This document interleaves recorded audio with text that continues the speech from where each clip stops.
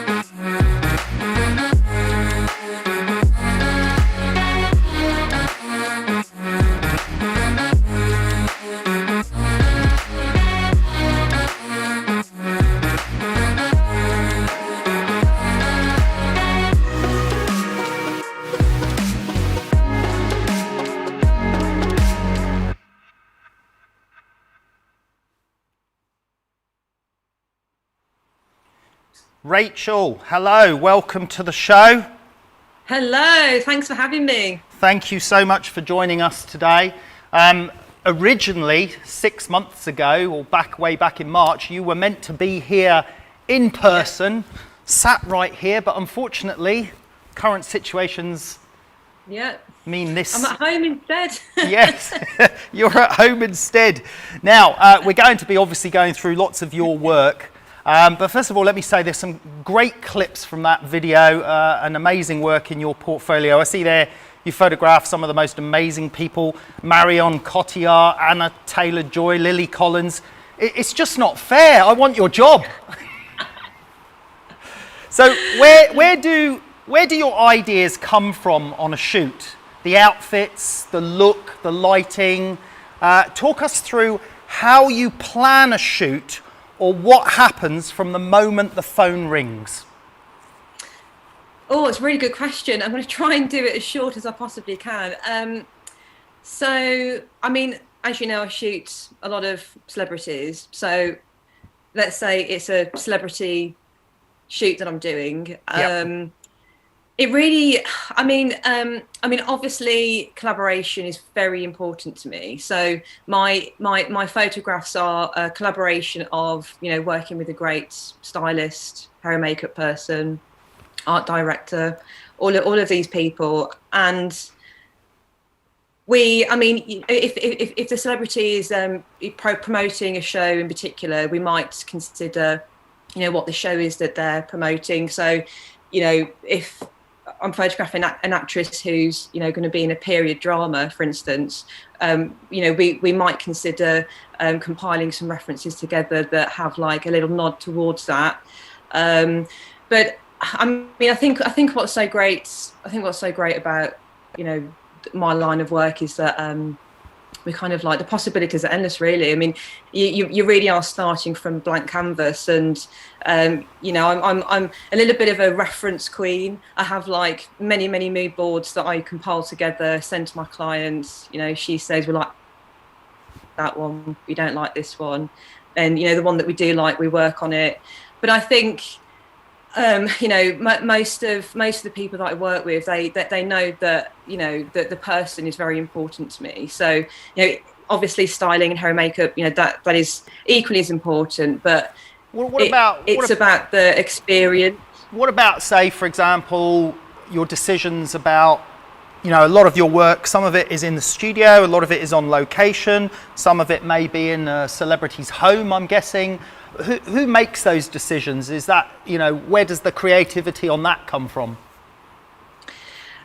So again, it can it, it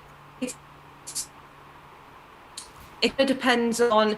Sometimes my client from the magazine, for instance, they might come to me and they might actually say, I'm quite keen to shoot this on location, for instance. And I go, okay, well, and then I might then suggest a type of location, you know, it could be like really modern or like really busy location or whatever. So but I would say the inspiration is more about what we want to get from that person. Yeah. You know, so like, you know, for instance, there might be a person that I'll look at their past shoots and I might consider, you know, recommending that we shoot in a location that's got like, you know, concrete walls, for instance, and looks really modern because they haven't done that before. Okay. So we're always trying to find something different, something new to and, do. and something different. Yeah. I mean, like we've got this one image. Let me just jump back to it. It was a great example. I love this shot here. I think I'm sharing my screen with you, so hopefully you'll be able to see what I'm seeing. But I mean, Yeah. we've got. Is this the actress Jolie Richardson? Is it, or is this who's this in this shot? This is Joanne Froggatt. Joanne so Froggatt. That's right. Yeah. Yeah. But why the horse? Where's the whole theme come from for this? So this was shot for Country and Townhouse magazine. Yep. So Country and Townhouse magazine are sort of in their title, really. They're all about you know, that kind of like sort of that lifestyle, sort of higher end locations. Yeah. You know, we always shoot in like manor houses, or you know, kind of it's that kind of like country sort of you know, kind of big kind of house country living. And I can't remember where we shot this actually. Gosh, it's terrible. Was it Cliveden House? No, it wasn't Cliveden House. Did you call up? It was in a gorgeous manor house somewhere. Did you just phone I up forget. Horses Are Us to get a horse for the shoot, or how did it happen? Yeah. So we had an art director on this shoot, and I wish I could remember the name of the location, but this particular location that we shot in, they're quite well known for their horses. So it was actually, so we wanted to do one shot of the horse because it was kind of like within that lifestyle of the place that we were shooting it. And I've never actually photographed a horse before, and I'm always inspired by these amazing shots of you know, people and animals. And you know, Joanne is a lover of all animals and horses, so it's kind of like one of those things that when you're on the shoot, it's if we can do it, let's do it. Let's do it. Yeah, and it's a beautiful result. Really love that shot. Now, another thing I've seen that's come up with you, actually in a previous interview, your parents encouraged you to find a career that you were passionate about. Now that's quite rare, because most parents want their kids to be accountants, doctors, or lawyers, or fairly safe jobs. Why were your parents so, you know, open-minded about it? Oh gosh, I honestly, I would not have passed any of my education if it wasn't for my parents. And I have to mention my sister as well, because I was a kid having a good time, you know how it is. But I wasn't very focused when it came to you know, doing like maths and English at school. I was always very, very art based, anything visual, anything that I could create with my hands. And I mean, my dad has always said, you know, there's sort of classic sayings, you know, think outside the box. And I think my parents have always had careers that they've enjoyed, and it was kind of like honed into me as a kid that, you know, choose something that you enjoy and do it well, and just enjoy it, because, you know, you're going to be working, you know, a lot of your life. And I think having that approval from your parents to you know, take up photography and art, because like you said, you know, I mean, I know many of my friends at school that wanted to you know, do something creative or art. And it's not like their parents didn't encourage them, but it's with my parents actually sitting me down and saying it, yes, that I then had the confidence and the courage to be like, 'cause I don't think, know where this is going. Yeah, but I think sometimes parents are worried that it's the type of career that's so difficult to break into that they don't really want to encourage the idea. But it sounds with your parents that that they were fully accepting of it.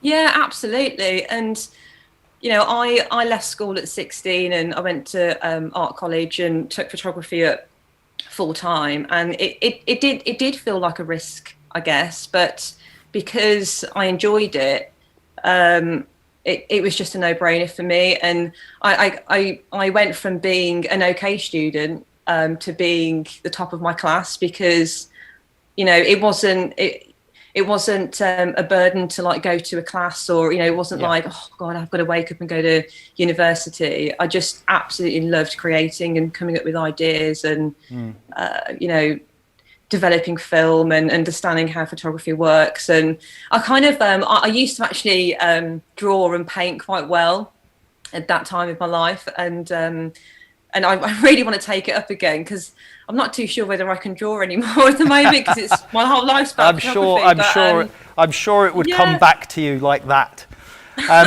Now we both have a mutual friend in stylist Bianca Swan, who I believe you met when you were assisting at Rankin, who's one of the most famous photographers in the world. What was it like working for Rankin, and what did you learn from that experience? Oh, gosh, I learned so many things, but I mean, all I can say is I was fresh out of university.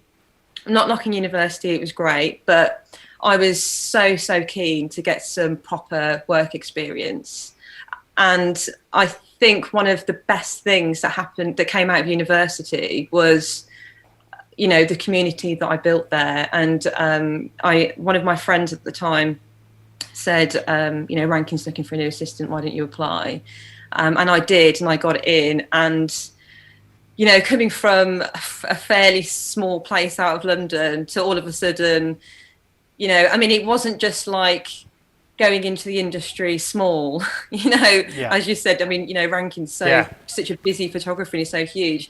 It was like, you know, working for him like that, you really were stuck in the deep end, and you just had to get on with it, you know. And we were on shoots every day, and I think that experience, that on-set experience, I don't want to say shoot experience because there's so many different types of photographers, but that particular on-set experience, the whole buzz of it, it was just like an awakening for me. Yes. And I was like, wow, this is what I'm really excited about. And I think, I mean, I learned so many things, and I still do from Rankin. But I think one of the things that I've really taken from my experience with him was to always be coming up with new ideas, always shooting. And it's about the experience. Obviously, taking pictures is really important and getting the results, but the experience of the shoot is just as important. That's interesting. And how you manage people and how you make people feel comfortable to get, you know, the results that you want. Well, and I lived it for 3 years, and it was great. Well, we're going to be talking about the shoot experience and focusing on some of your particular shoots, and you've kindly also given us a lighting diagram to one of your shoots that we're going to talk about as well, but we'll come to that shortly. Now, you clearly have really great control of your lighting and your style, you know, just is evident obviously from your portfolio.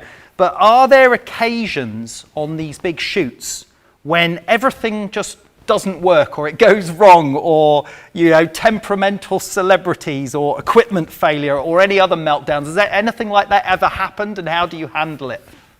Oh, absolutely. It totally does. I think, I mean, one of the things that I've really tried to master is lighting people, and lighting and coming up with the right lighting setup for that person. So my lighting diagram, my lighting book, which I know you're going to show a clip shortly, is very important to me because I have a plan A and I have a plan B.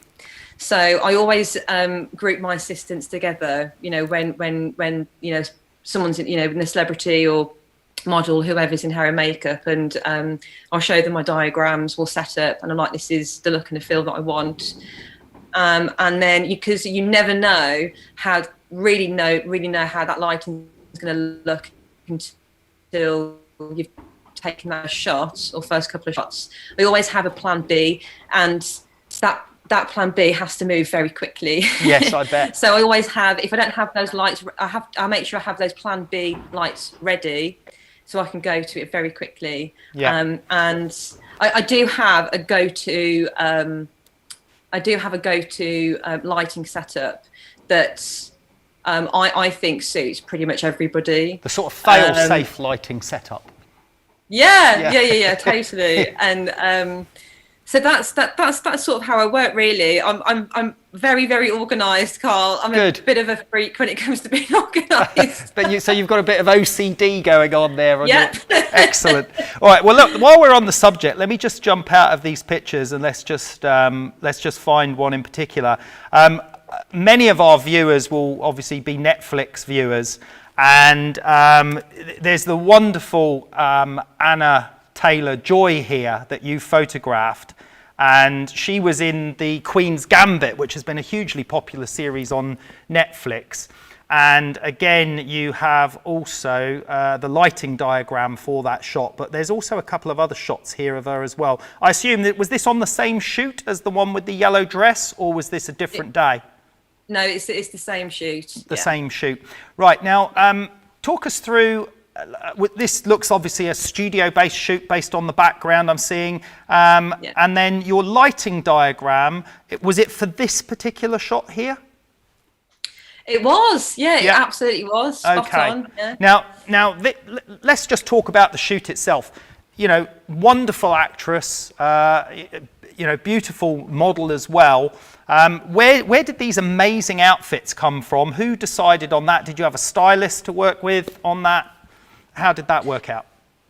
So the stylist who so this was shot for the New York Post, and their stylist Anita, she is brilliant, and she actually came to me and she said,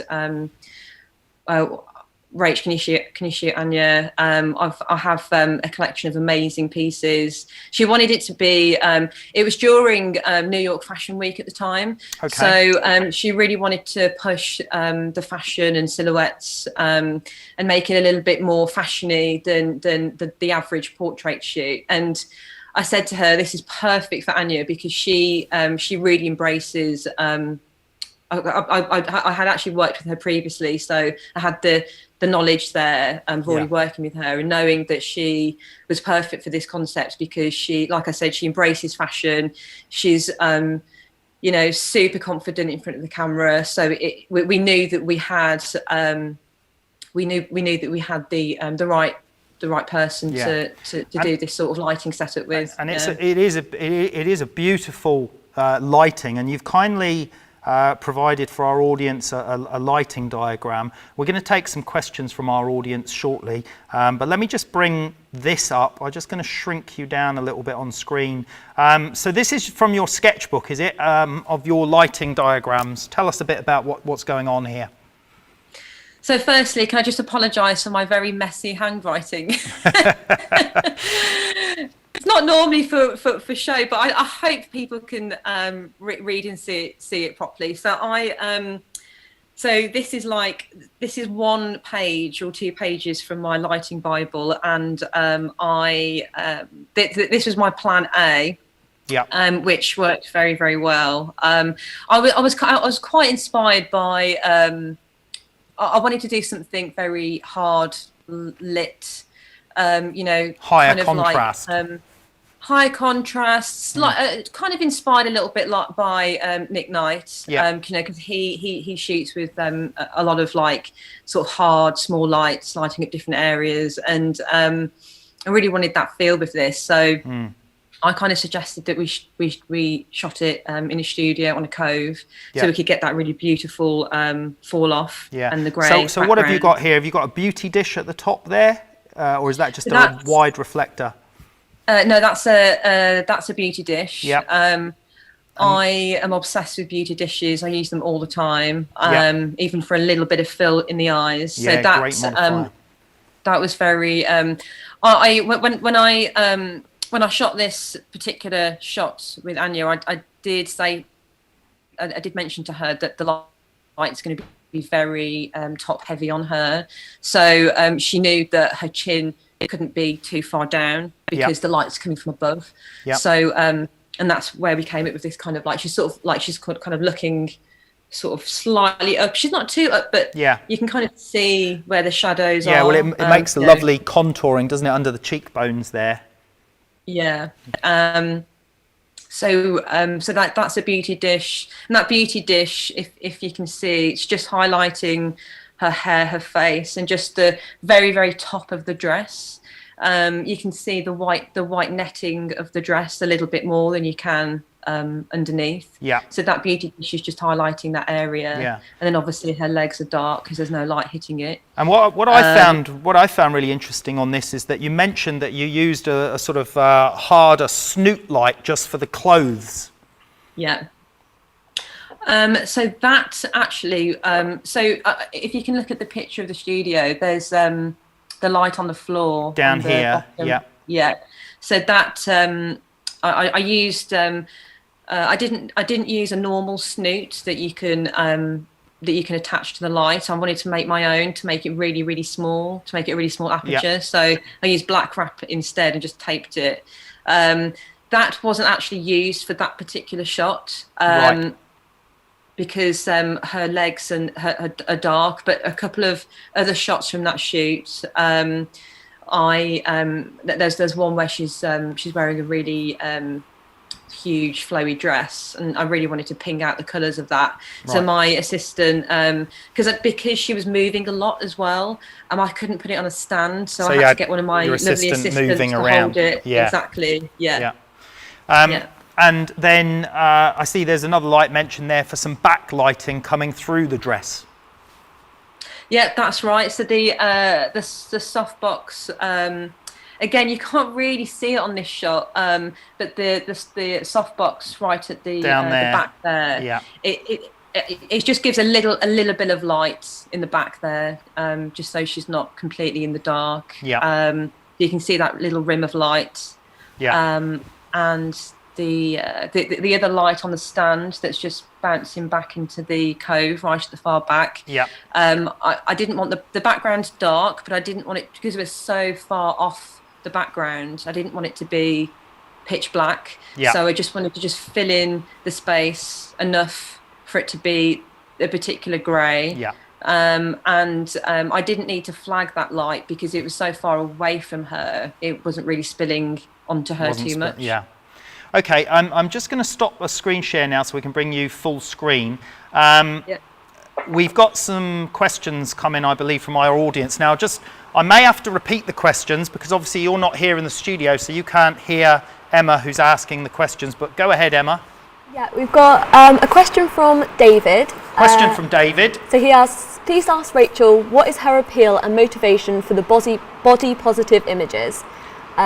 So what is your appeal and motivation for the body positive images? And he asks, what led to her shooting the image with the model with vitiligo? That's a killer image and very inspiring. What led to the image of what, sorry? The model with vitiligo.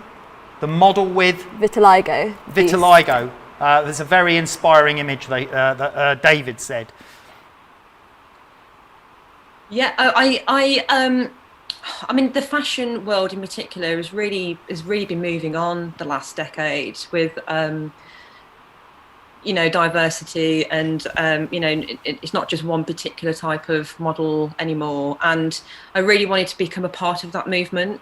And, I shoot a lot of fashion, beauty, models, celebrities, but I do an awful lot of, real people as well. And,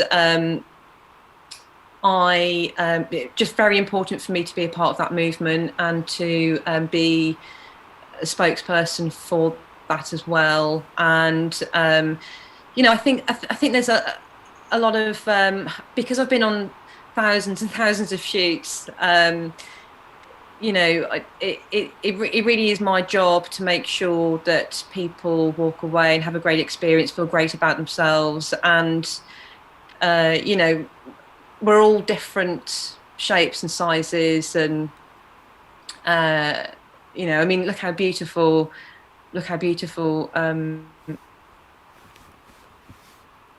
I think we just she and I didn't want to be one of these photographers. I didn't want to be one of these photographers that just shoots, the most amazing, good-looking people in the world, and be credited for it. It's very important to me to photograph different types of people. Yeah, I was going to ask about that, because obviously it's quite a juxtaposition, isn't it? Obviously, from a lot of the beautiful celebrities with makeup and the fashion, and then this lovely balance with real images and real people. And I believe you said, like, for this particular shot that I've got on screen, there's no post-production. It's not a photoshopped image at all. It's just natural photography.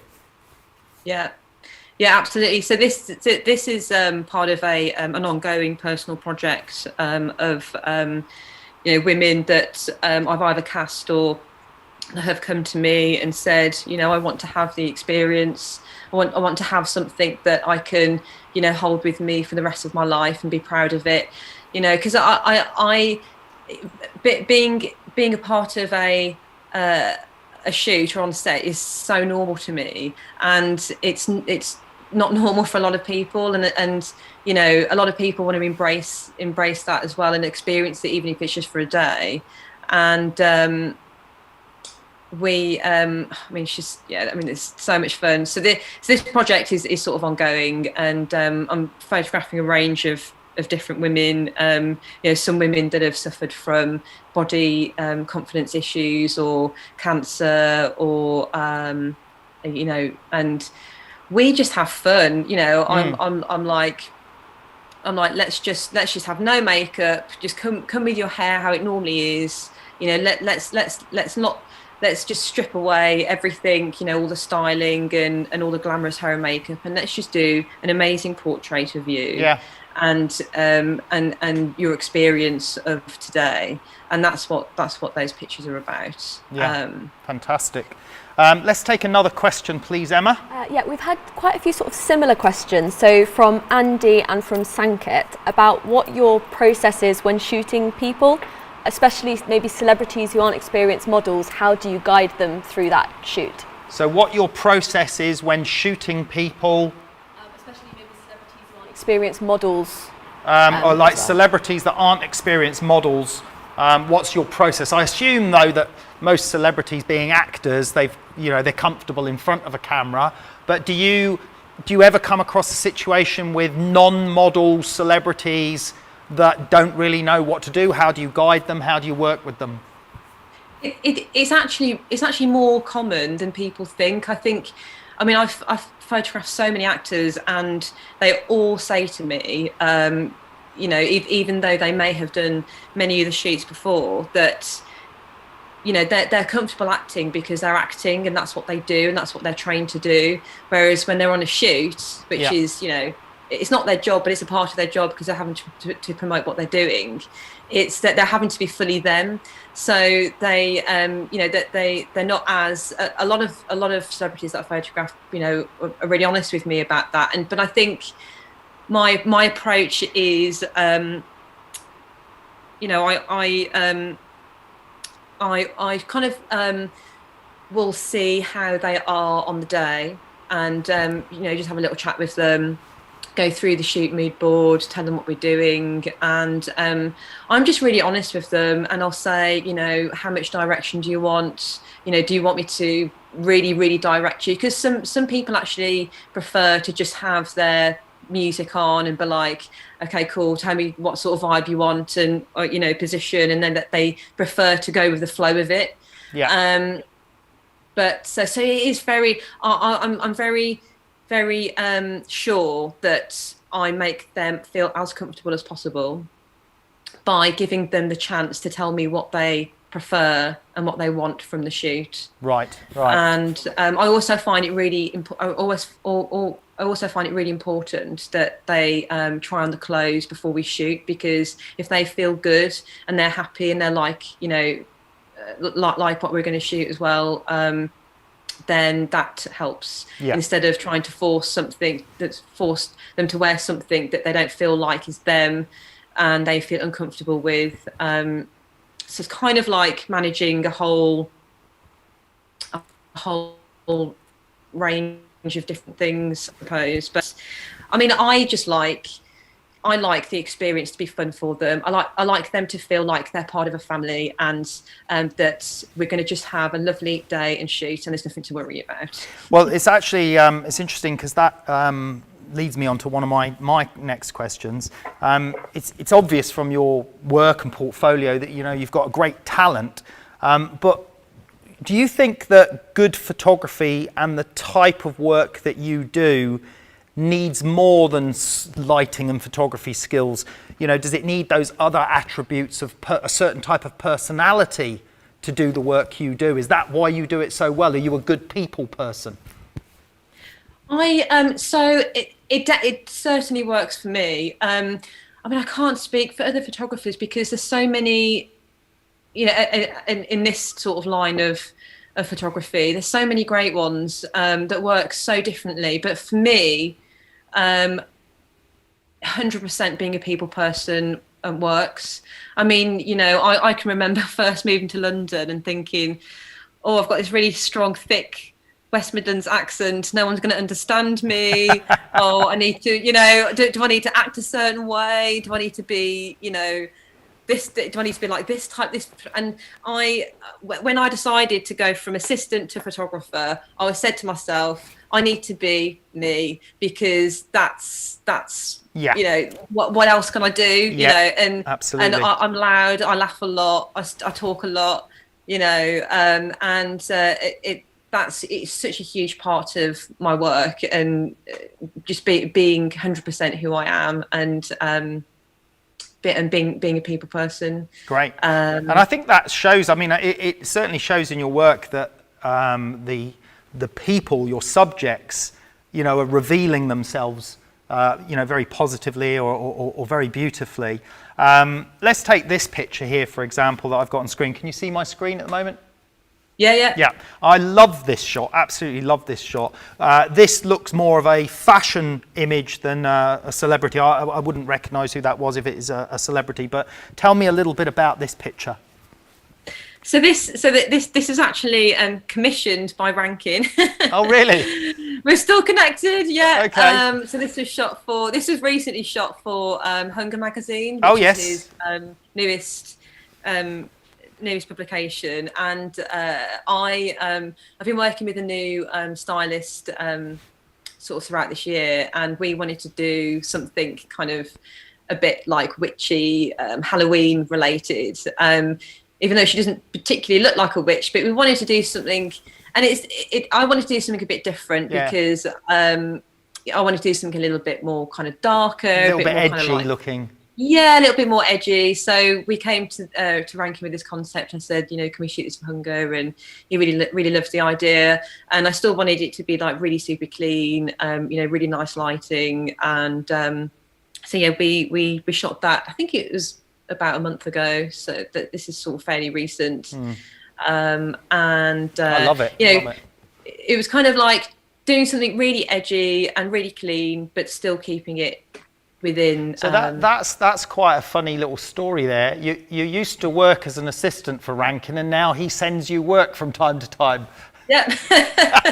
Brilliant. Love it. Absolutely brilliant. Right, let's take another question from our audience. Yeah, we've got a question from Mark, who says, I'm a big fan. How do I start in fashion and celebrity photography, and how can you be different among other famous photographers in the market?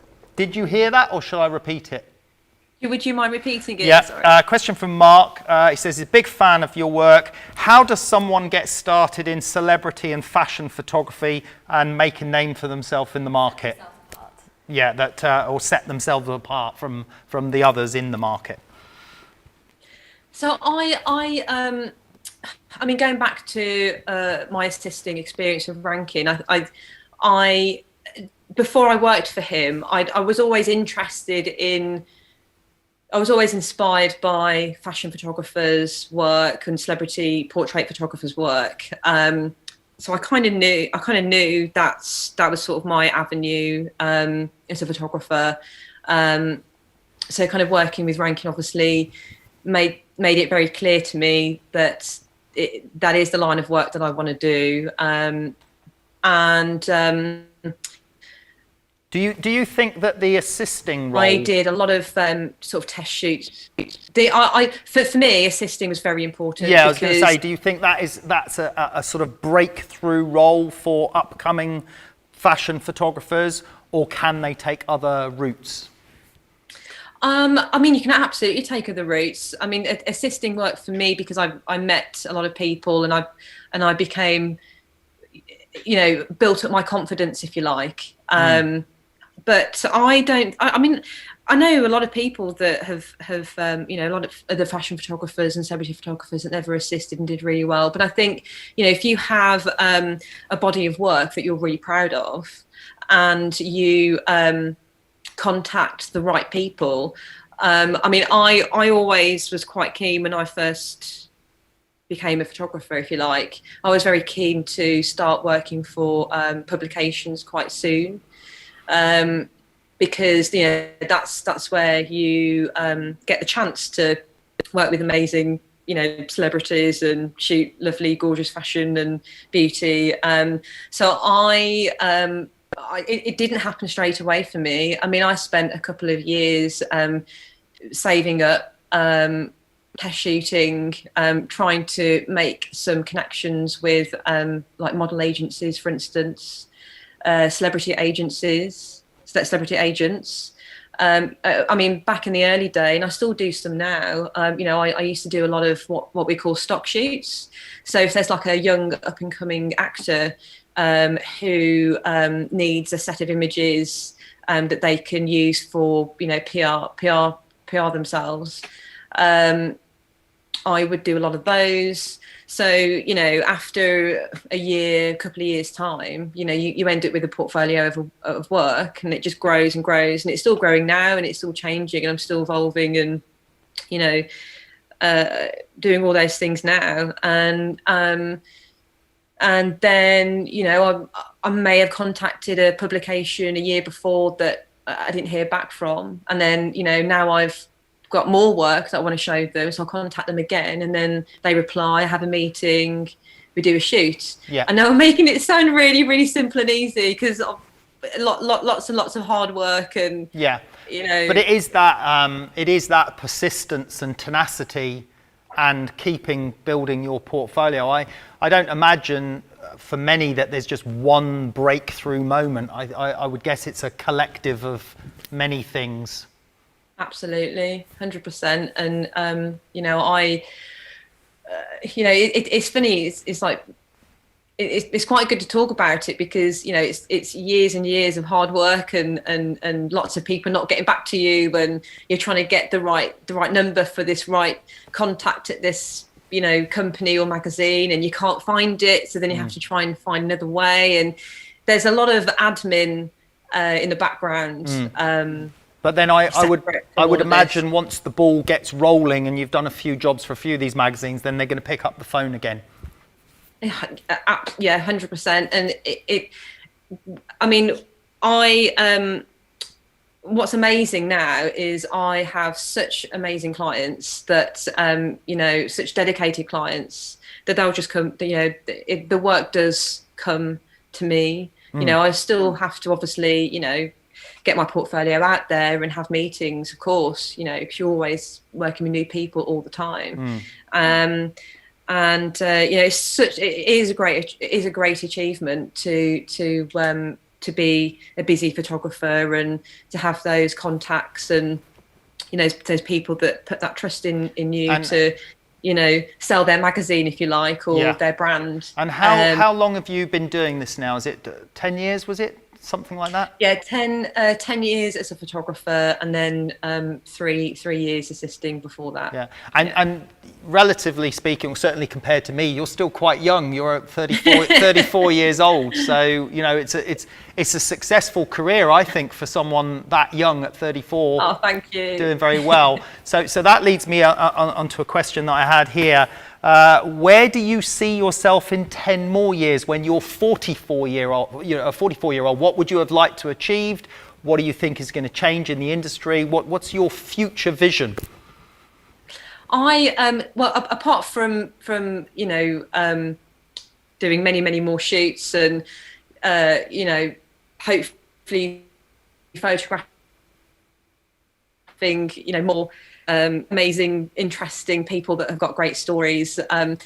I kind of like, I mean, I have thought about, what's going to happen in 5 years, 10 years, but kind of sort of have like a goal every year, every January. I'm like, what do I want to achieve this year? But I think, generally speaking, kind of more exhibitions, more, I haven't done any books yet. So I've got a few ideas of some books that I would like to put together, and some personal projects. I am very fortunate to be quite a busy photographer, so I do have personal projects going on, but I would like to dedicate a little bit more time to that if I can. Yeah. And just kind of like just generally kind of bettering myself, coming up with better ways that I can, like that person, or and that will never stop for me. I'm always waiting for the next new light to come out, or light shaping tool, and still again, happy to learn and discover new things. Yeah, and I'm not the most technical photographer. It's more about the collaboration, and lighting, very, very important. But when it comes to the technical side of it, it's difficult to have the time for that. But I've got a group of friends who also are assistants as well. And we'll totally geek out, and we might be on a shoot and he'll be like, "Oh, have you seen this new and I'm like, "Oh no, what is it?" And then we're on YouTube oh, that's cool, look what that does. I'm like, "I'll use that on the next shoot." The secret nerd in you is escaping. Oh yeah. Right. Well, actually, look. While we're here, I just want to update our audience just about your website. We're going to look at your website in a minute. Your website's RachellSmith.com. That's RACHELL Smith.com. For those of our audience that want to follow Rachel, she's on Instagram, of course, and it's Rachel Photo.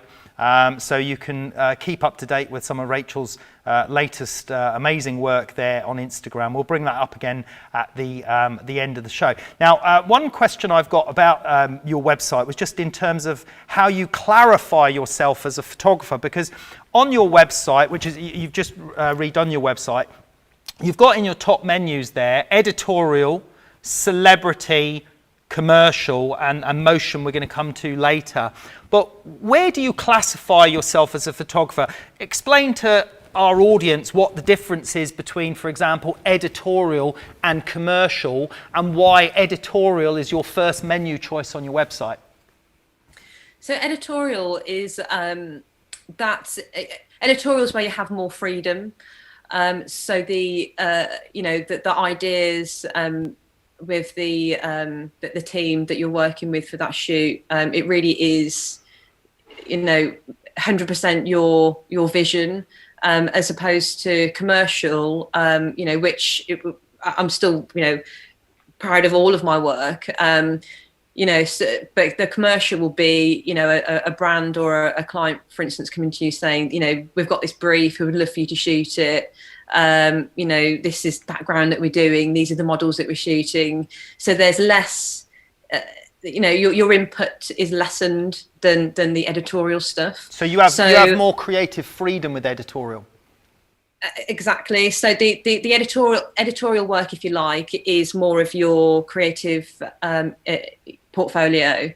It's your where your skills, if you like, sort of shine out a little bit more.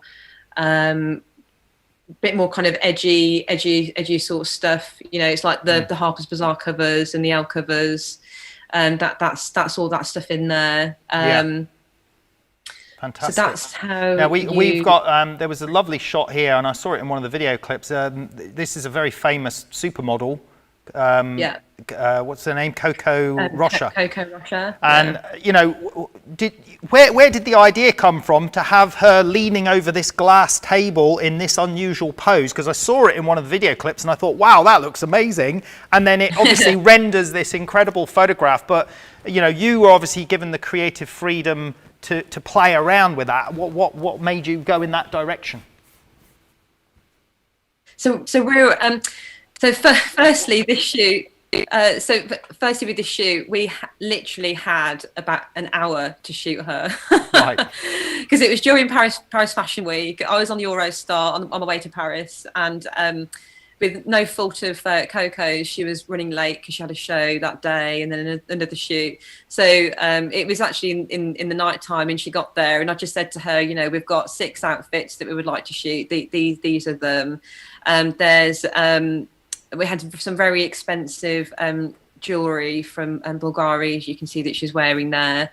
And, you know, my brief to her was, because she's an amazing dancer as well, and she's very renowned for being, you know, very quick with her poses and her energy and her elegancy, if that's a word.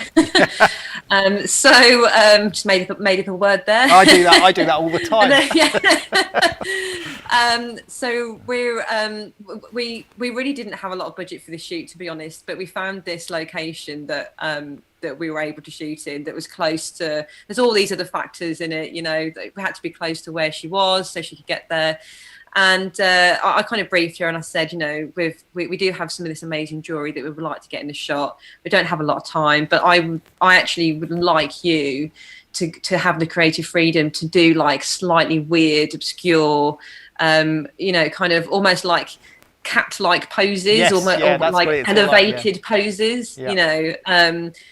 And she was like, okay, cool. So, you know, I said to her, we've got these amazing gloves. We've got this really cool bracelet. I was thinking maybe, you know, you could be kind of lowered down on this table, you know. And then this was actually the first shot that we took and we loved it. We did, I think, probably 40 to 50 more shots. And we were like, got it, amazing, move on. Because she is just brilliant. Brilliant. And, right. Excellent. Yeah. We have questions, I believe. Emma, let's take another couple of questions. Yeah, I've got a question from George. What do you shoot with equipment-wise? What do you shoot with equipment-wise, Rachel? A lighting or camera, let's or both. Go for all of it. So I have a really small, compact camera kit, actually. I've got a couple of 5D Mark IVs. Which I love because they're quite light. I only really shoot with prime lenses. So my 50, I really like the Sigma Art series lenses. What's your favourite go-to lens? I would say it's the 50 mil. The 50 mil on a full frame series. 35 mil. Sorry, Karl, say that again? A 50 mil on a full frame 35 mil camera. Yeah, exactly, yeah. Yeah. Sorry, I saw as well. I saw you also, some of your video clips, you are shooting medium format from time to time as well. I do. So I will. I don't own the Hasselblad, but I have a couple of people that I know that will hire me one. I'll get it through my lighting company. So if I know that I want a little bit more. If I want more detail, or if I know something is going to be blown up pretty big, then I'll use the Hasselblad with a digital back, which is obviously a huge difference. But for the majority of your work, the Canon 5D Mark IVs are good. Works perfect. Yeah. Yeah. It's funny. People always ask you, "Are you a Canon photographer or a Nikon photographer?" And I think just because you start shooting with one particular brand, you just get stuck in there. Exactly. Yeah. But Canon's always been it's been it's been the one that I've chose, and what about on the lighting side? We saw in your diagram there that, and you mentioned that you like using beauty dishes. What's this? I guess you rent a lot of your lighting as well. What would you say is your favourite sort of lighting kit to use? So I use ProPhoto. Yep. Which are probably one of the newest lighting companies, I think, to date. And I really like their light shaping tools. I love their beauty dish. They've got a white and a silver one, and I kind of go between the two. I use the silver one if I want a little bit more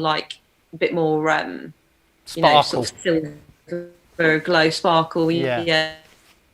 And then the white if I want it to just be a little bit more flattened, if you like, a bit more sort of daylight beauty. I mean, my go-to lighting list is pretty much all ProPhoto stuff. The B10s, the ProPhoto B10s, which are actually these are mains powered, but I actually like to be wire-free, and their B10 battery-powered lights are really, really good. And they do last for quite a long time, actually. So even sometimes if I'm in a studio, I will use their battery-powered ones. Because I quite like I'm quite clumsy, so I'm very clumsy, so I will trip over wires a lot. So the less it makes wires, people laugh, so it's good, but yeah.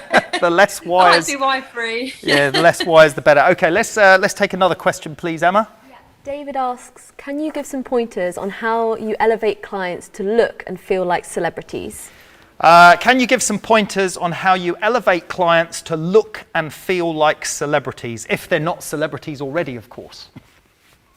Oh, nice question. I will say to somebody when they're on set, I will actually close off the set a little bit, not because I don't want them to be all together and for us all to have a nice time, but I find that I always like to put myself in their place. So before they come on set, I'll stand on the spot and I'll look out to see what the studio vibe is. If I feel like if I'm feeling a little bit exposed, I might use some polyboards to just kind of close them in a little bit. Right. I always say to people, forget about everybody else, just concentrate on me. Yeah. And we'll just general chit chat about things. I will show them some references, and we'll just really get stuck into it. And I will give them a couple of pointers. So I might say, for instance, like eye contact is obviously great. And I'll point to the lens. But I always think it's good that people break themselves away from the camera, because if not, like if you're staring down a lens constantly for like a couple of minutes, it can be quite overwhelming. So I will actually say to them, just like a presenter or an actor is before they're about to go on stage, we'll do some stretches, or we might kind of jump up and down a little bit and just kind of get all the tension out. And I'll make sure that they're not looking too towards me, but we might have those candid moments as well where they're we've just had like a little laugh, and they don't realize I keep shooting, and I'll make sure they break their eyes away from the camera by looking at the floor or looking at one of my assistants or something. Yeah. So it's kind of like a small build up of all these little things. And before you know it, we're just having a great time. They're not even really noticing what we're doing. And then because they can see the results as well, because I'm shooting tethered straight to a screen, it is the most amazing feeling having somebody almost cry because they are so happy with what they're looking at, and they're like, I can't believe that it's me, it's amazing, and it's all them, but they didn't realize that they would have the confidence to actually be that confident and relaxed in front of a camera. Yes, and I'm sure a lot of that is to do with your personality skills and getting the best out of them. Now I have a question for you. Having you started as an assistant yourself, does that influence how you are when you have assistants working for you, and what do you have to manage on a shoot, and what roles do your assistants take on? So my experience assisting Rankin was very he has a great vibe on set. He has a lot of people, it's very exciting, and everyone's sort of running around, and that's kind of like that's Rankin's world, which I loved my experience. My world is a little bit smaller and a bit more what's the word? I have a very small team, so I only ever work with like 1 or 2 assistants, and we are very close. So I will, even have a conversation with them before a shoot and kind of fill them in of what I'm doing. So we already know what we're doing when we get there, and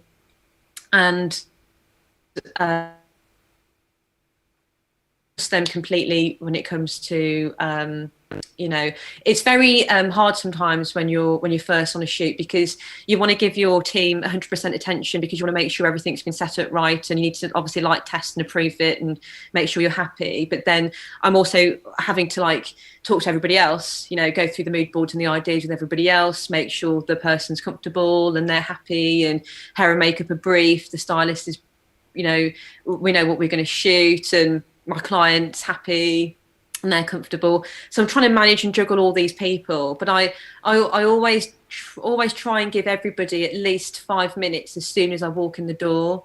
It's that recognition, isn't it? So I might say to my assistants, hi, yeah, okay, you already know what we're doing, spoke to yesterday, so start setting up, but give me 5 minutes and I'll come back to you. So they know that I'm going to come back to them and it's all going to be fine, and we're going to, so it is a bit of a rush when you're first there, but what I expect from them, they're kind of like my they're like my right or left hand or whatever you want to say, and they're I mean, we've worked together for so much that they know exactly what I need, and what I need out of them, and it really is just as simple as making sure everyone is comfortable and happy, but also that everything's working and running, and that soon as we're on set, I'm not going to have any tethering issues, and tethering's a nightmare, and I'm sure you probably get it all the time, Claire,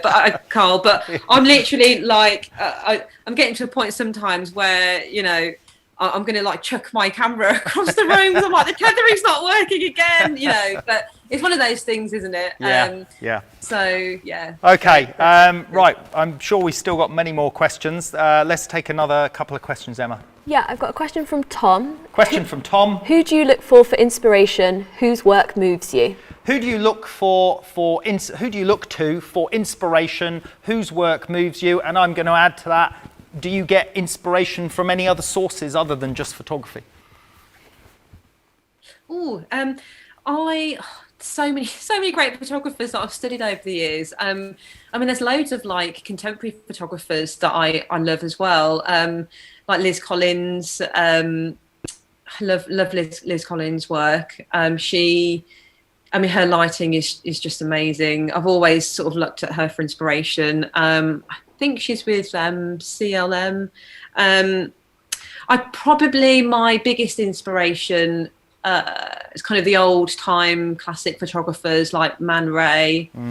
I've always thought that his work was quite ahead of his time, in the sense that I quite liked how he can combine portraiture and fashion and beauty. And you look at so many modern shoots, and you can see, I always see a little bit of Man Ray, sort of inspiration there. Yeah. So yeah, he's probably. Do you get inspiration outside of photography, other areas, other arts? Oh, definitely. I mean, and as I mentioned before, I used to sort of paint and draw, and quite like illustration as well. So I'm just trying to think of artists I've looked at and thought, I can't think, he's sort of gone off the top of my head, but yeah, just, I mean, kind of like just art in general, really. I mean, I haven't been to a gallery for so long, obviously with especially what's gone on this year. But you know, any like colours. You know, I'm always inspired by like how people can use different colours and light, and you know, how artists express themselves that way. Okay. So it's all very visual. All right, let's take another question, Emma. Yeah, this one's from Ted. Is there a big difference between a lighting setup for a single person and a group of people? This from Ted. Is there a big difference in a lighting setup for a single person and a lighting setup for a big group of people? For me, no. All that I will say is if I want, like, for instance, a really soft, even daylight image. Let's take this shot. Let's take this shot on screen.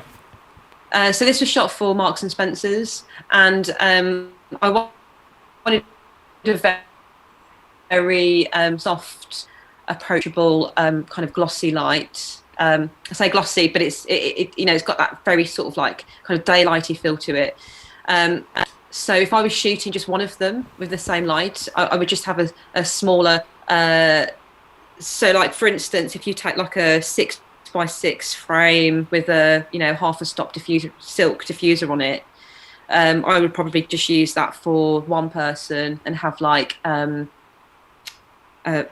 light shining through it from above, and have it soft that way, have white polyboards all around it to bounce that light back in. For this group shot, I just had a much bigger version of that. So instead of a 6x6 frame, it would be like a much larger one, so 10x10, 12x10 frame, with the same, you know, same silk. And instead of one light, I might have two lights, but they would be pointing the same direction. Yeah. But I mean, for this particular shoot, it was individual shots and group shots. So I set up the bigger version of that lighting setup, and then just shot the individuals. The only thing that I changed was when I shot them individually, I moved the polyboards in. Okay. Yeah. And then when I shot the group, I moved them out. Yeah. Just to get more bounce back into it. Okay. If that makes sense. Brilliant. Another question, Emma. Yep. I've got a question from Sanket. Do you like to pre-visualize the image in terms of model pose, expression, etc. before shooting, or keep some reference images in mind and go with the flow? Question from Sanket. Do you like to pre-visualize the images before you start shooting in terms of the look, the posing, and do you keep those references as you know, on hand as you go, or is it more spontaneous? I dream about it the night before and don't sleep because I'm really excited and I'm like, I know exactly how I want it to look.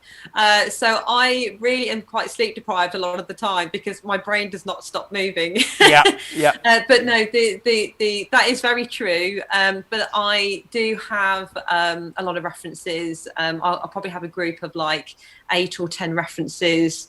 One might be specifically for light, the mood of the light that I want, and then another one might be for the type of mood or pose that I want. So I'll then explain to that person or whoever I'm shooting the next day, this is the sort of light that I'm doing, this is the sort of mood that I would like to get.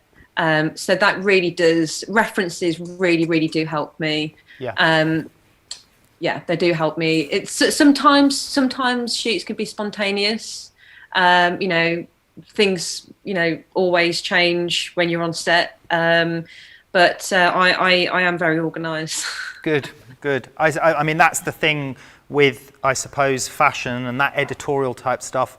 It is quite organic. Things can happen. You spot something and then you change direction. Exactly. Yeah, and that. Yeah, can happen. Yeah. Okay. Right. I have another question for you. What about post-production? Is this something that you enjoy doing, or do you outsource? And what are your guidelines for your post-production work? So I would love to know how to retouch, but I have no clue. We can teach you on Karl Taylor Education. I know. I've signed up. I really appreciate the art and the talent of it, because it is, you know, it's just an art on itself.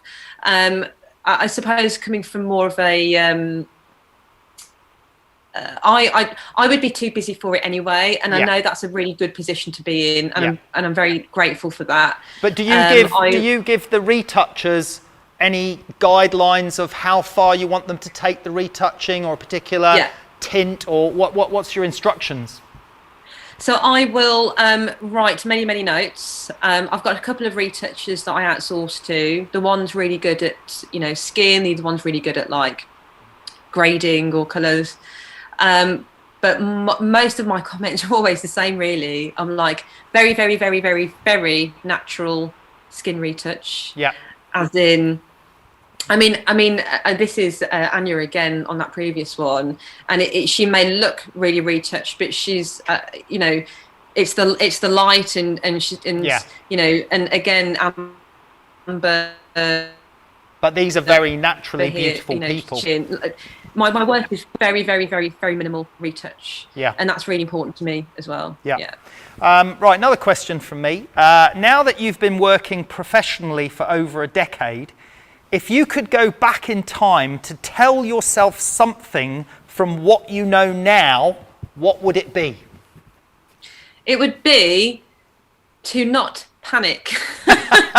Because you sit there and you think, I'm not going to make it. I know that I can. I've got all these ideas, And then I had a moment in time when I first started out that I was, you do question things. You think, do I need to go more beauty? Do I need to go more fashion? Do I need to go more portrait? I don't know what to do. Like, which one out of those do I enjoy the most? And my decision was, well, they all go hand in hand. And I enjoy all of them, so I'm going to embrace all of them, which is what I still do today. But I think the best advice would be to really not panic, to just create, and to and to make your ideas come to life as well.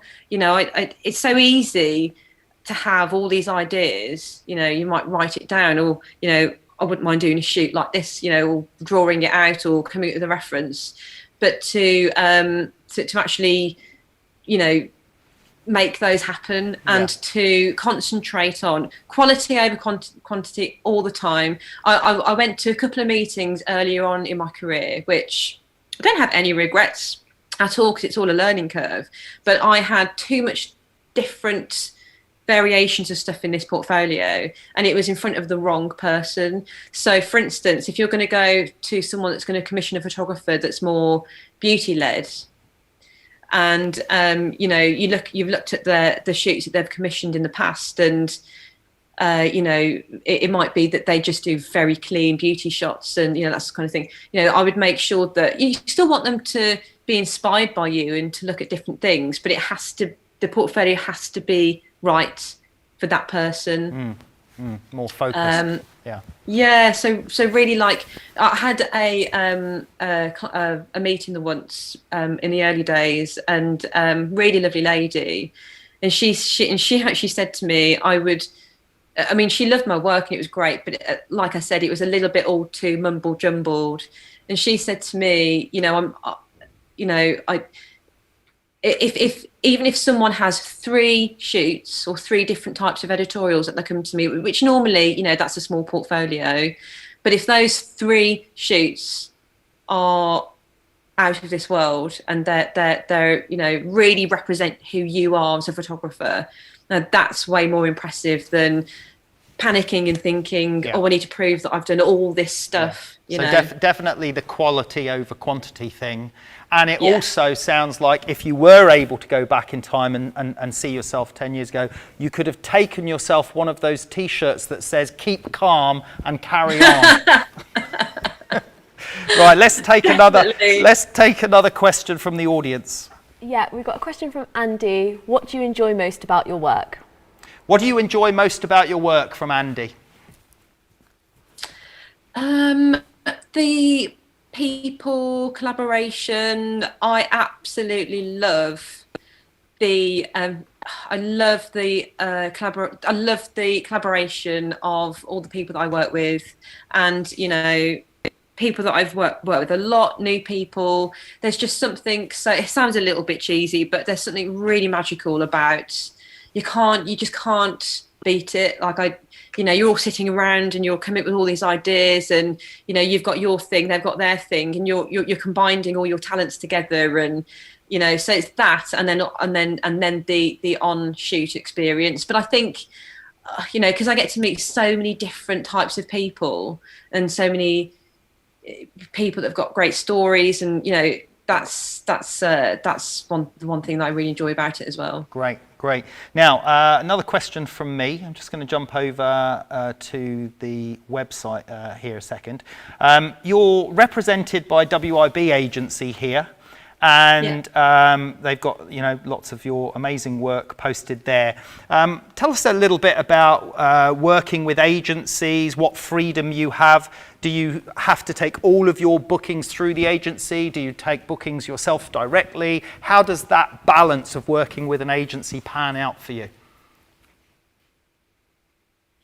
It works out really well. So WIB, they just took me on before March.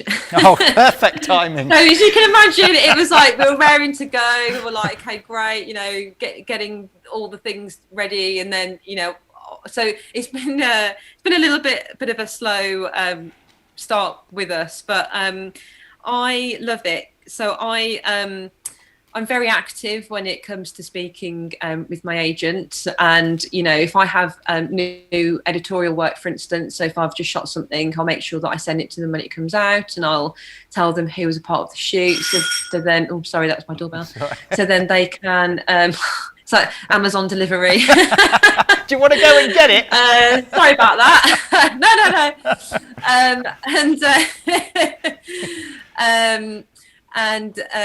So I work very, very closely with them to really sort of push my work out. And I notice on their site and on your own site, you've actually got a category for motion photography. Yeah. Tell us a little bit about, as a photographer, how having to work with video, how this has sort of evolved into your business, if you like.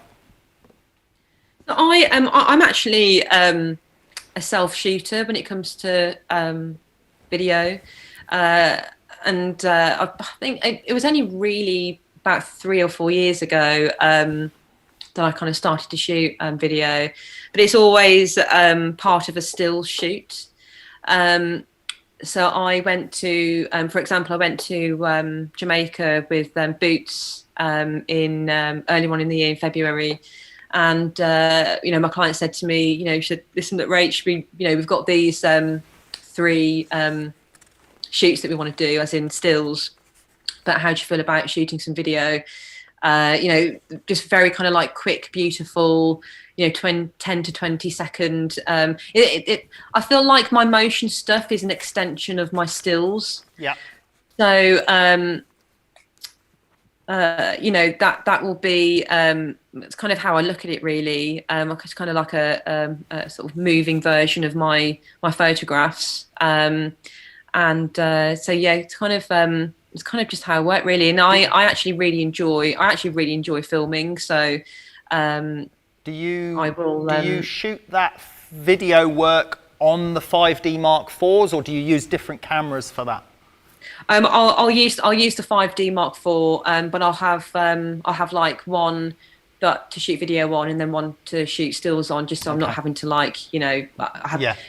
not wasting time changing around. So my assistant will be ready, and I'll say I'm going to shoot a bit of video now, right? And then he'll hand me the camera, and then we'll just sort of kind of like move around and do all that. But yeah, I mean, I'm really only still embracing motion.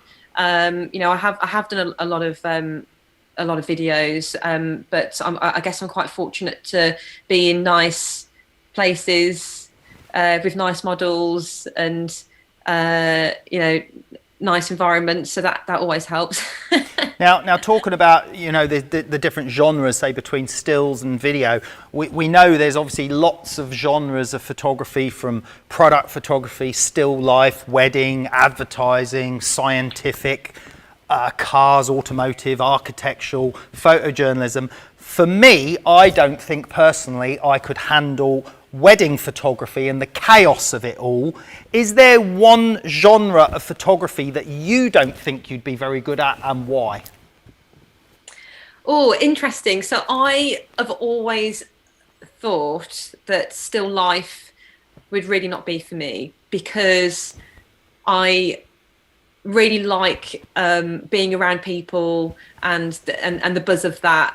And I think for me, the idea of like sitting in a room on my own, trying to light a product to make it look good, I think I would struggle with that. However, during lockdown, the first one, I did take inspiration from these amazing flowers that I was growing in my garden. Yes, yes. You did have a florist. You had lots of those coming up on your Instagram feed during lockdown, I noticed. And I think we've got one. Here. There it is. There, yeah. So tell us a little bit about this during lockdown. So I decided to take on my fear of still life photography, and it's not a fear. I'm only joking. But you know, I actually shot this in the garden, if you would believe it, and I just had some using what I had available at home. I had some like coloured cardboard, so I just sort of set that up on a wall and use a bit of available light, and then I did actually use flash for this one. But it was just such a great thing to do, because it was a lot of trial and error to get to that end result. You know, like I just the last thing that I did was decide to add the water droplets towards the end, and I just felt like the whole image came to life, because you know, the light reflections and made it a little bit more 3D. But I really enjoyed the experience, and I have a collection of all these photographs now, and I have a couple of them blown up big on my wall or all around my house. And I almost approached it as if it was a person. Yep. And lit it as if it was a person. And this rose is, I don't know if you can tell, but it's moving slightly. So like, you know how you would have a wind machine in someone's hair and you're having a good time. I even had a little extension lead with my hairdryer, putting some wind into it, because it was a really nice, dry, warm day, and I actually had a buzz from it, and I thought, oh, this is actually pretty cool. I think what it was that you were just getting cabin fever from being locked at home during COVID and not being able to be creative. So you. I know, exactly. Yeah. I ended up photographing over 150 flowers. Wow. Okay, I have another question for you. If you could photograph anyone, alive or dead, I mean, not actually dead, but like go back in time and photograph them. If you could photograph anyone of your choice, living or previous, who would it be and why? Oh, there's so many people. Right, I'm gonna let you think about that one for a minute. We'll take a question from the audience while we're thinking about that one. Yeah, we've got a question from Ethan. Okay. So you mentioned COVID, and he's wondering how the virus has impacted your business. How has COVID impacted your business? And that was from Ethan. It hasn't been as busy as normal. But I guess, quite lucky that I have a lot of regular clients. So when we were able to shoot, my regular clients did come to me, which I'm obviously grateful for, because, you know, I like to be busy, and you know, I suppose when you're a creative, busy person, normally, you know, it's quite hard, like stopping, isn't it? Yeah. I really took the positives from it, and it hasn't hugely impacted me, if I am honest, but I know many photographers who it has. But I guess it's just all due to circumstances. I mean, I shoot a lot of like editorial, a lot of quick turnaround publications, and I think because I do celebrity fashion and beauty, that's helped. Whereas I know a lot of people that that just shoot like events, for instance, or stylists that may only style celebrities for events. They obviously have been more impacted because event stuff hasn't been happening. So I have been okay. So you've weathered the storm. Yeah. And are you out of lockdown now and free to continue working as normal, or? Yeah, with this previous one that we've just come out of, we were able to work. We're just having to just be, there's just guidelines in place. We have to just make sure that we have to social distance, wear masks. Yeah. Everyone's, that there's not. It's very shoot just to double check that they don't feel unwell, or haven't been in contact with anybody.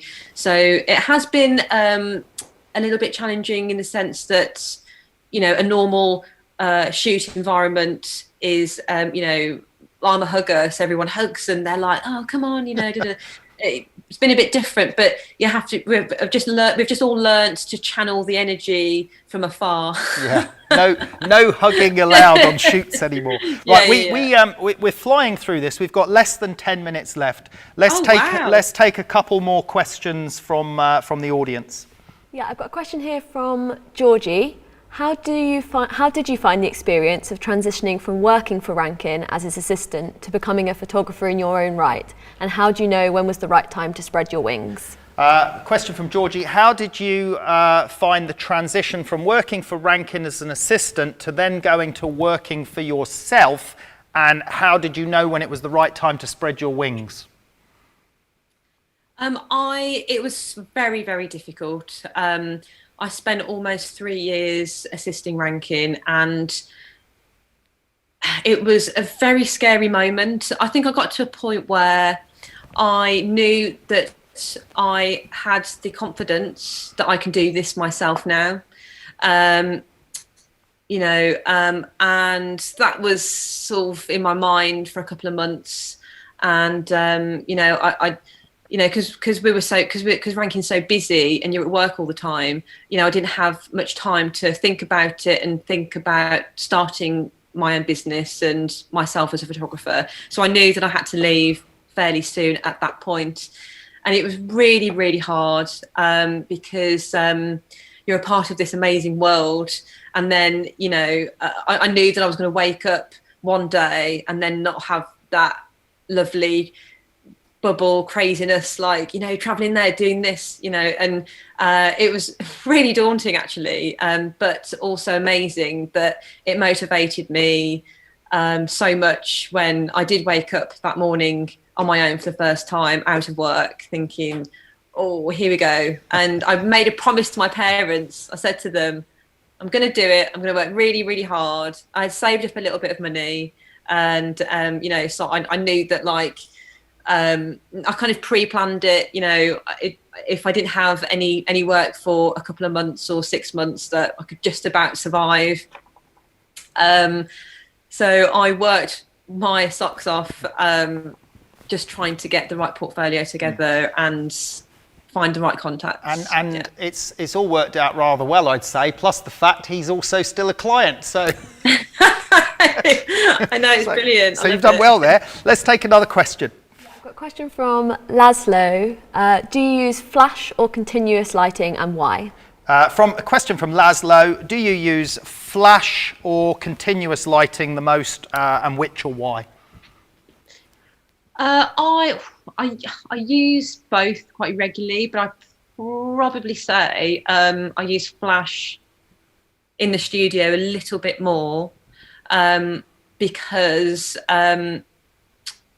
you can't predict the weather. And you know how well organised I like to be. I suppose with Flash, it gives me that a little bit more control back. Yeah. And I think because I shoot, you know, a lot of the time, because I don't have a lot of time with a lot of celebrities, it is a little bit safer, and it gives me that peace of mind that I know the results that I'm definitely going to get with Flash. But then on the other hand, would continuous light, such as not continuous natural light, but like HMI or very bright LEDs, would that be too glaring on the subjects compared to Flash, which is obviously an instant burst? I do, you know, I do find that. So I do like working with HMIs, but I do find that they do disrupt people a little bit much. And I think, you know, sometimes when an environment or a place is too bright, it's quite hard to get that kind of like cozy like vibe. Yeah. Whereas with Flash, you can get like the little glow of the light on and make it quite kind of, you know, like you're at someone's house party. Yeah, yeah, absolutely. Yeah, no, I totally agree. I think that sometimes that continuous light can be a bit too bright on the models. Yeah. Let's take another question. Yep, we've got a question from Louise. How do you get your work seen by an agent? Question from Louise. She says, how do you get your work seen by an agent? Or how do you get an agent? So if you research an agency, so you have, you know, you might have a list of agencies that you like. You like the photographers that they represent. And again, I think it's sort of, I know it might seem like a silly thing to say, but it's important to approach an agency or an agent that has similar types of photographers of you. So, you know, that for instance, there would be no point me approaching an agency that, you know, has like all still life photographers, for instance, or, you know, like more arty photographers, for example, or like documentary photographers. And most of the time, you know, you'll have like a contact email on their website. You know, give them a call or, you know, email them on that. Attach a PDF of your portfolio, low res, just because mailboxes, you know, and all that can, you know, sometimes actually it's happened a lot that if you try and, you know, if I try and send an email, I think I might have done it to you actually, Karl, if you send something that's too high, I think I did, which is silly because I'm giving advice and I did it myself. You know, you send something high res like a PDF or an attachment, a lot of the time it doesn't get through, which, you know, obviously is not good because you want that email to go through. So you know, a nice PDF of your work, on the front page have your name, and then you know, sort of arrange it as if it's a portfolio book, if you like. Fantastic. I mean, I always think it's good to follow up an email with a call. And then you know, a lot of the agents are so busy, then, you know, they want to get back to you, but it might be a couple of weeks. So I think it's quite important to not overly email them as well. But you would follow it. You would chase them up with the telephone call as well. Eventually, yeah. Give it a couple of weeks. Do you know that we've gone through an hour and a half already? It's rocketed through, so we're nearly at our time limit. Let's see if we could take one or two more questions before we wrap this up. I've got three. Three more questions. We'll go through them as quick as we can. David asks, how are you using Instagram? Are you seeing any benefit? And are there any other social media platforms you find benefit you? How are you using social media? Is there a benefit for you, for example, with Instagram? Is that beneficial to your business or the type of work you do, or is that not really a thing? Or do you use any other social media platforms from a business perspective? It's mainly just Instagram. I am not a natural born social media person. I do struggle with it. I might go quiet for like 10 days purely just because I'm so busy and I'm on shoots, and it's not. I'm very jealous of these people that are so good at it when they're on set and they're plugging their work and they're like, oh, look where I am today, because it's not natural for me to do it. But I do try and post as regularly as I possibly can, and it is beneficial because it's just as important as your website, I feel. And I have had a lot of work from my Instagram, just by timing that right time that person's looked at my post and they've thought, oh, I'm doing a shoot next week and I want that similar lighting. I might give Rachel a call or an email. So it is very important, but I don't think it's everything, if that makes sense. Yeah, absolutely. Now, for our audience that want to follow Rachel on Instagram, Rachel Photo is an Instagram tag. Let's take that. The other questions there, Emma. I've got a question from Andy. I noticed that Rachel sometimes crops faces very close to the edge of the frame or crops fingers out, etc. What considerations do you have in mind when composing your images? Andy, was that? Andy says he notices that in some of your shots that you crop faces or the tops of faces or heads out of the frame or parts of the body. What considerations have you got in mind when you're cropping your images or composing your images? Cropping is, I'm obsessed with cropping. I'm always cropping, even on set. It's funny, there's not one particular thing really that I want to crop out. It's more of a visual thing for me. I don't know whether you can pinpoint that black and white photo of the profile, sort of top right, the black and white picture of the model, that's that one. So that originally I'd actually cropped out a little bit further, but I decided to crop it this way because of the position of her face and the light and the strength that it brought.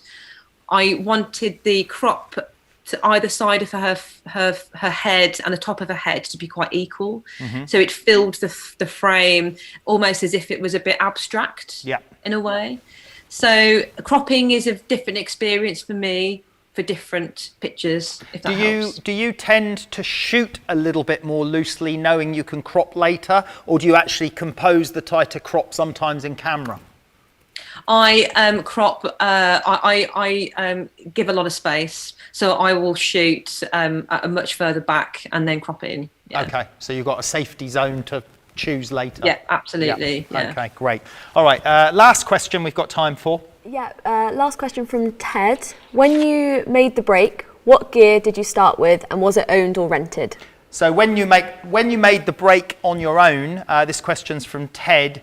What gear did you start with, and did you own it or did you rent it? Very, very, very, very small amount. Very small. I had one light. I had one light that I bought myself. It was like one of those old Electron. Oh, I can't remember what it was called now. One of those really sort of non-expensive. I think it would have been the RX monoblock. Probably, that rings a bell. Yeah. And I only had one light, and I tested so many different ways that I could use that light. I mean, it even got to a point where I would even try and make my own softboxes to go with it because I had no money. So it is amazing. There really is no right or wrong way with it. As long as you get the results that you want, then, that's what I did. A lot of testing. Fantastic. Now, I want to say a big thank you, Rachel. Been fantastic talking to you today. Just for our audience, again, a reminder, you can follow Rachel on Instagram at Rachel Photo. And Rachel's website is Rachel, that's ELL, Smith.com, where you can see more of her work over there. Now, Rachel, you know what? I asked you earlier about who you could photograph, dead or alive, and who would it be. I don't want you to answer it, and I'll tell you why.